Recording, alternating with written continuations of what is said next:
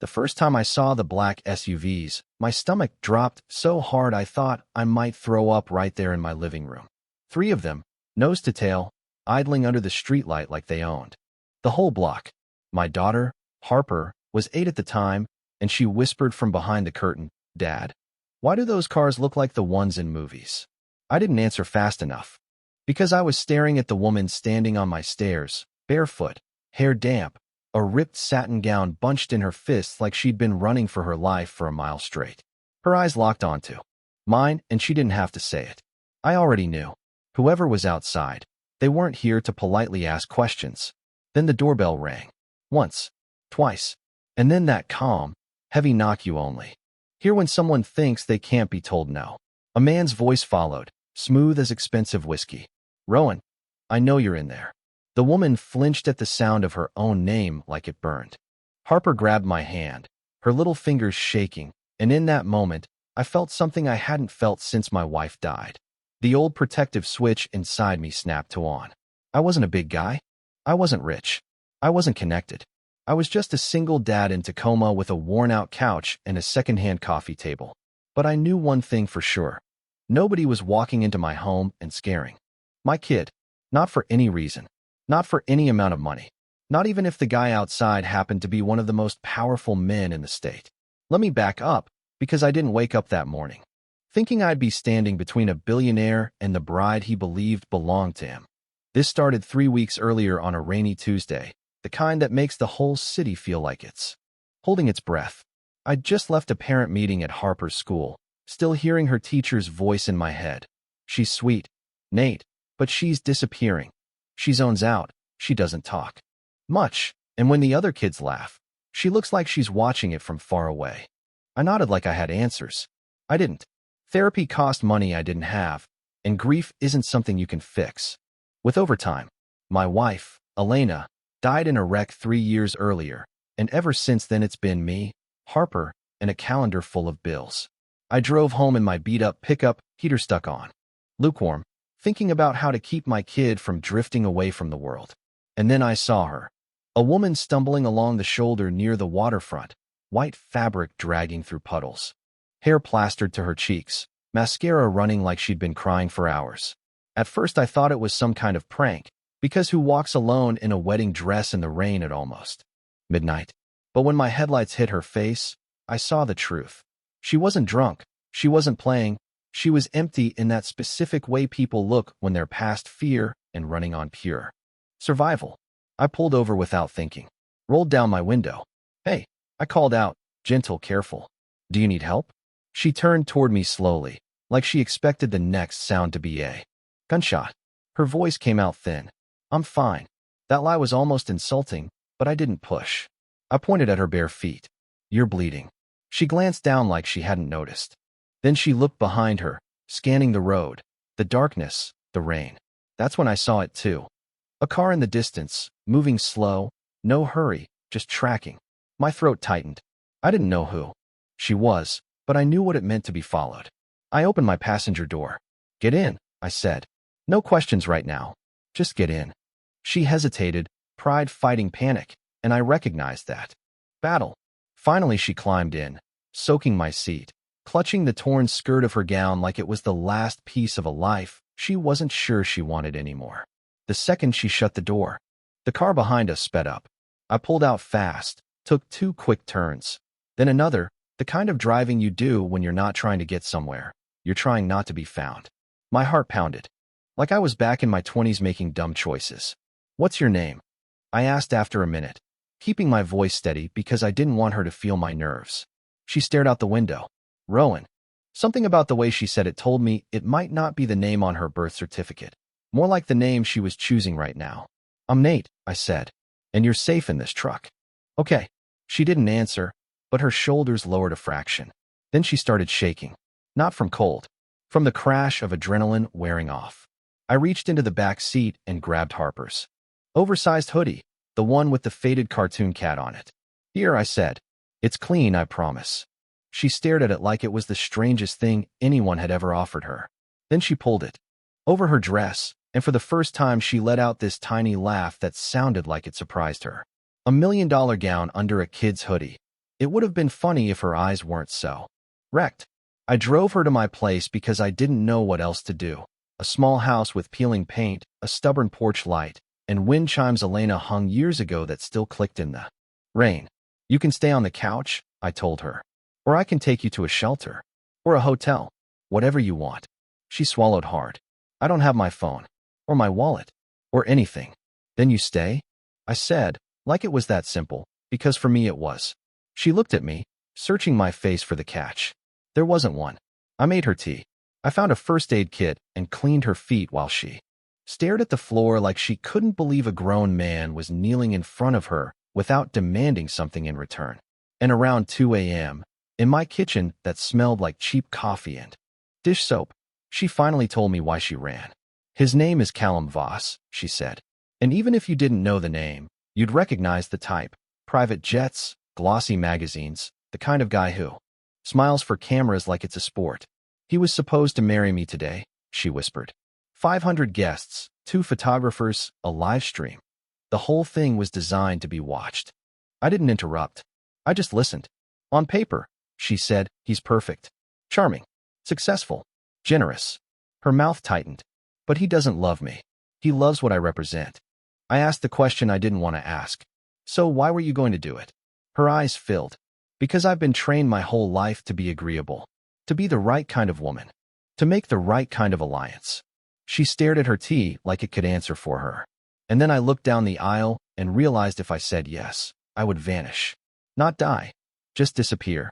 Piece by piece. Until I was a decoration in my own life. That hit me harder than I expected, because I'd watched grief do the same thing to me. She ran out of the venue, out of her family's hands, out of his security, and just kept running until she didn't have oxygen left. And I, an exhausted single dad with a truck that rattled over potholes, happened to be the first person who stopped. I wish I could tell you that was the end of it, that she slept, woke up, and took the bus to start fresh somewhere. But the next morning my front door opened, and Harper walked in early because her friend's mom got sick, and I heard my daughters laugh from the kitchen for the first time in months. Rowan stood at my stove wearing one of my old flannels, hair twisted up messy, flipping pancakes. Like she'd been doing it forever. Harper sat on the counter swinging her legs, talking a mile a minute. I froze in the doorway, half alarmed, half something else. Harper looked over and yelled, "Dad, the lady makes pancakes that aren't burnt." Rowan glanced at me, and there was this soft panic in her eyes like she'd crossed a line. I should have been angry about a stranger in my kitchen. Instead, I felt relief, because Harper was talking, really talking, and Rowan wasn't acting like a replacement mom or some forced cheerleader. She just listened, smiled, and let my kid be herself. That's when my life got complicated, because I didn't just want Rowan safe. I wanted her here, and that terrified me. Rowan tried to be practical. She found a part-time job at a women's support center under a different name, nothing glamorous, and she insisted she'd leave as soon as she saved enough for a studio. But every day she stayed, Harper got lighter. She started drawing again, started mentioning her mom without breaking down, started laughing at dumb jokes. I told myself Rowan was just a temporary good influence. I told myself I wasn't getting attached. Then my phone rang. From a blocked number. I answered, and a man's voice said my name like he owned it. "Mr. Reyes, this is Callum Voss." My blood went cold. He didn't yell. He didn't threaten at first. He sounded polite, almost bored. "I believe you picked up something that belongs to me." I glanced at Rowan. Her face drained white. I steadied my voice. "I think you have the wrong number." He chuckled softly. "Don't insult me. I know where you live." I hung up. 2 days later, a black sedan parked down the street and stayed there. Then a reporter showed up at Rowan's job asking questions. Then my landlord called. Yes, I rented at the time, saying someone offered cash to buy the house out from under us. Pressure, layered like bricks. Rowan kept saying, "You don't understand him." And I kept saying, "I understand enough." The real punch came when 2 men in suits showed up at my door with clipboards and a camera. One flashed a badge. "Detective Harlan. We received a report of unlawful restraint. Kidnapping." They were calling it kidnapping. Rowan stepped into view and said, clear as a bell, "I am here voluntarily." The detective didn't look convinced. He looked annoyed, like he'd been paid to follow a script. Then his eyes drifted up the stairs where Harper stood, hugging the railing. "There's a child in the home," he said. "We may need to assess living conditions." That's when I understood the game. Callum couldn't just grab Rowan off my couch without risking headlines. So he aimed at the softest part of my life. My daughter. That night, I called an old friend, Malcolm Pierce, a lawyer who'd helped a coworker fight a custody mess years ago. Malcolm met us in a diner, took one look at Rowan, and said, "You're not dealing with a jilted fiancé. You're dealing with a man protecting an investment." He dug around, and within a week he came back with the real story. Rowan's father's company was an massive merger with Voss Holdings, and the wedding was the public seal on the deal. No marriage, no merger. No merger, no billions. Rowan was never the prize. She was the signature line. That broke something in her. I watched her sit on my couch, hands clenched, whispering, "My own family." And then the fear turned into anger, the kind that sharpens you. "He's going to destroy you," she told me one night. "He'll take Harper." I felt that old helplessness rise, the same helplessness I felt in the hospital when Elena's heart monitor went flat. And I hated it. So I did the only thing I knew how to do when I was drowning. I documented. I saved every voicemail, every text that came through unknown numbers. Every time the sedan showed up, Malcolm filed motions. We requested protective orders. And still, the pressure climbed. CPS scheduled a visit.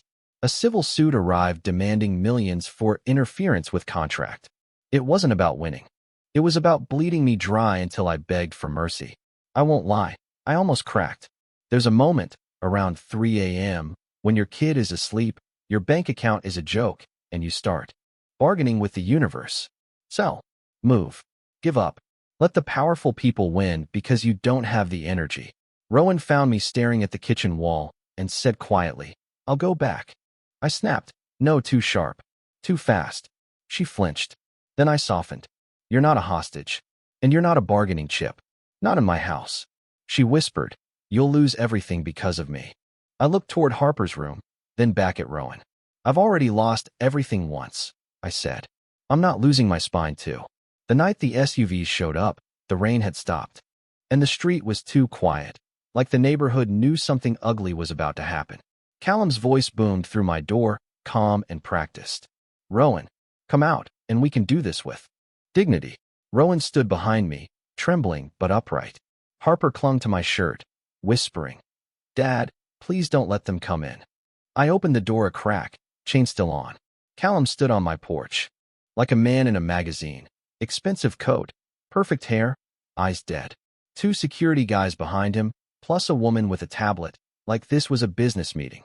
"Mr. Reyes," Callum said, smiling like we were equals. "You've caused quite a scene." I didn't return the smile. "Get off my property." He glanced past me. "Rowan, sweetheart, this isn't you."